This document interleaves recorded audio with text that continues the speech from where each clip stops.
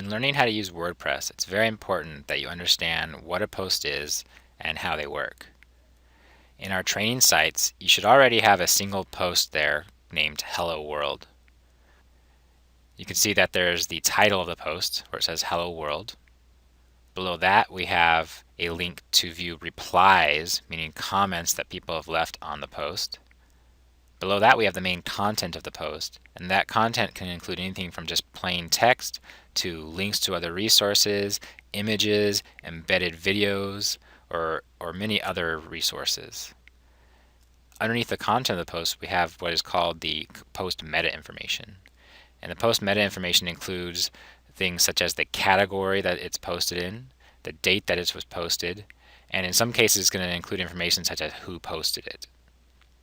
Let's start out by learning how to create a new post. There's a couple different ways of starting. One way is to use the New menu that's in your top toolbar. So I can point to New, and then from there choose to create a new post. The other method is to point to the site title in the toolbar, and then choose Dashboard. From the dashboard, we can choose the Posts menu, and then click on Add New. So this is the Add New Post screen, and we'll try to cover most of the elements of this page here, although there's a few things that are more advanced that I'll cover in later videos. The very first thing we need to do is give the post a title. In general, every post you create is going to have a title. After specifying the title, we can click in the Content Editor area where we would actually add the content for our post.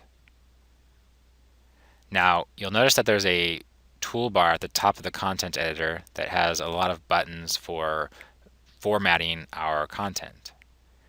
For example, it has the basic formatting options for making text bold or italic. It has buttons for creating lists. It has buttons for controlling alignment, and so forth. Now, in addition to those buttons, there is a whole second row of buttons that we can't even see right now by default. And the way you enable those buttons is by clicking on the last button in the first row, which is the Show/Hide Kitchen Sink button.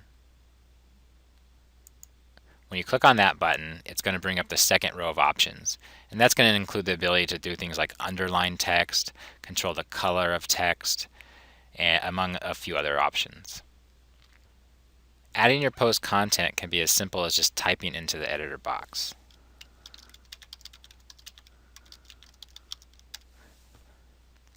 In addition to just adding plain text, you might want to add links to other resources.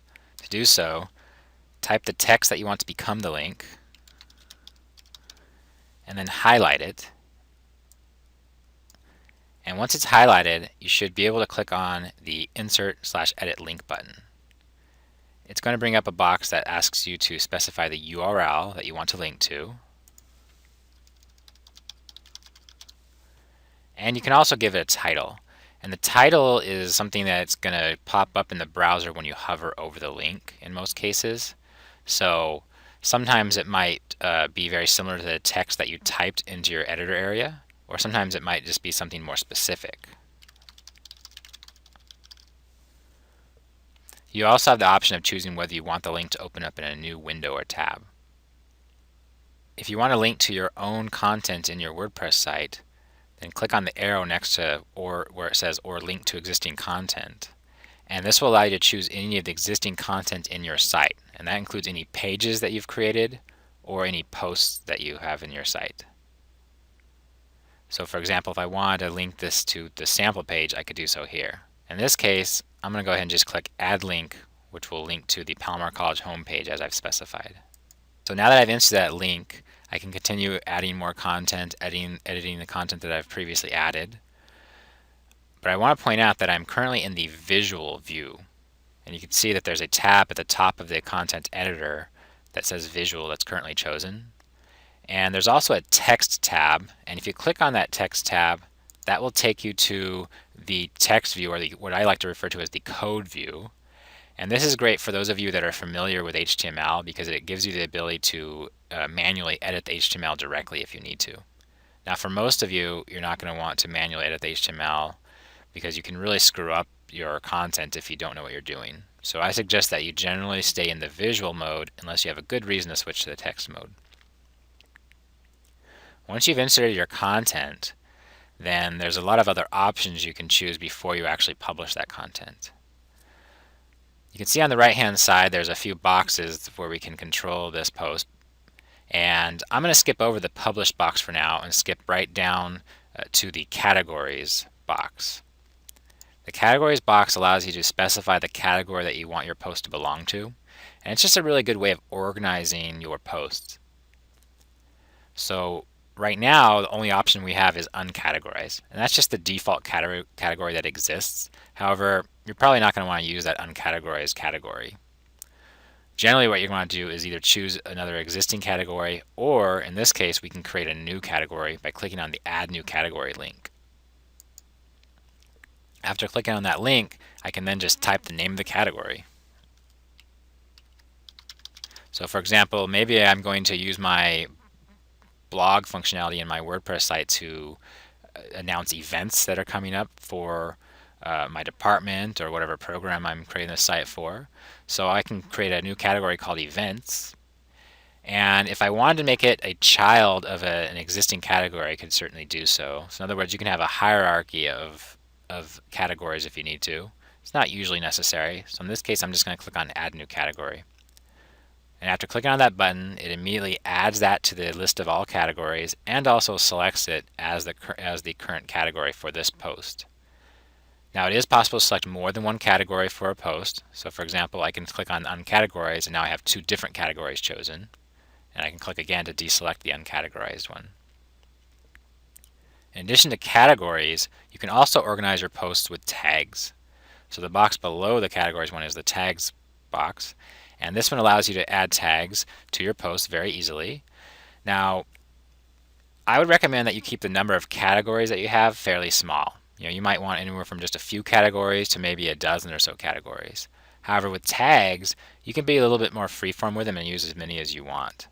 So you can be more specific. So for instance, maybe one of the tags I want to create for this event that I'm announcing is something about the topic of the event. So I can just make something up here and click on Add, and it has now add that tag there. If I need to remove the tag, I can just click the X next to the tag name. So you can create as many tags as you need, and it's just another way of organizing content. It's not always necessary to use tags, and for that matter, it's not always necessary to use categories, although generally speaking, you'll have at least one category applied, which is the default category, if you don't choose any other categories. But with tags, you don't necessarily have to have any. So again, I can just click in the box there, type the name of a tag, hit enter or click on add, and it creates that tag. Another thing you can do is if you have existing tags, you can click on this link here to choose from the most commonly used tags that you have. Now in this case, I do not have any previous tags in my site, so there's nothing for me to choose there. Now I'm going to scroll back up and talk about that publish box, because it's really the most important part of this creating of a new post once you've added your content. The first option we have here is to save a draft. And that's important if you want to save the draft so that you can come back to it later to finish it. It also can be useful if you're going to have other people proof your post before you actually publish it. So if you click on the Save Draft button, it will take a few seconds to save it, and then it should give you a notification saying that the post draft was updated, and it gives you an option to preview the post. Below those buttons, we have the option of specifying the status, and that's where it tells us what the current status of the post is. In this case, it's in draft mode, but I can click on Edit, and then it will give me an option to choose between draft or pending review. In this case, I'll just cancel. We also have the option to set the visibility, and the visibility by default is going to be public, meaning that when we hit the publish button, it's going to be publicly available to anybody that views our site. However, if I click on the edit link, I have other options. First, I can choose to make this public, but also make it stick to the front page, meaning that even as I post additional content to my blog, this item will stay on that front page. By default, the most recent 10 posts will stay on your front page. In addition to making it sticky, I also have the option of making it password protected. And if I click on the password protect option, it then allows me to specify a password for this post.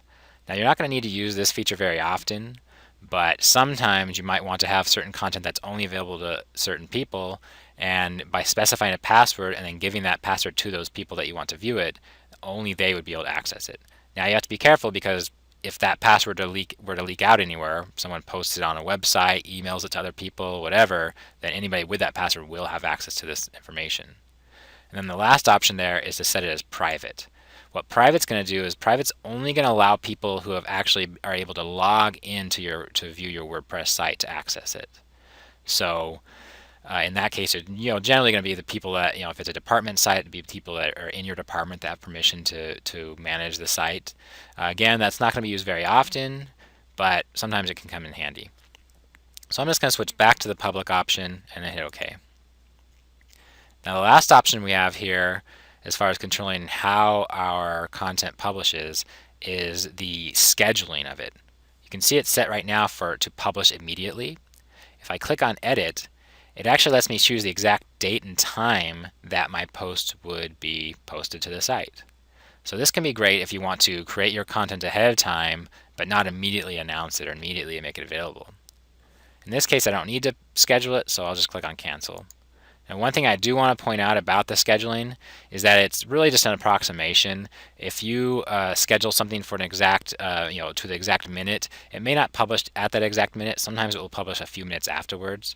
And the reason is just because WordPress just goes through periodically, I would say roughly every 10 minutes or so, and checks to see if there's any content that's waiting to be published. So again, it may not publish the exact minute that you specify, but it should publish pretty close to that. Now, one last thing I want to mention is that there is the Move to Trash option in that publish box, and the Move to Trash option will delete your post completely. Now, there is an area where you can go and retrieve posts that have previously been trashed, so it's not lost forever, at least not in the short term. But just keep in mind that when you do trash it, it does get rid of it, and you will have to then basically remove it out of the trash back into your list of posts before you can actually publish it again. And now that I've gone over all those options, let's go ahead and just click on the Publish button to publish our post. Now I get this notification at the top saying that the post was published, and I can view the post. So I'll just click on the View Post link. And now we see that the post was published. Now we're viewing a page that is dedicated to this specific post that we created. However, if we click on the Home link in the menu, that will take us back to our front page, which is going to list all of the recent posts that we have on our site. So in this case, it has the My New Post at the top, which is the one that I just created, and then down below that we see the Hello World one. As I previously mentioned, the default setting is for WordPress to show the 10 most recent posts on your front page. Now we'll learn later how to control what shows up on your front page, but for now, we'll go ahead and move on to how to edit an existing post and add images and other content.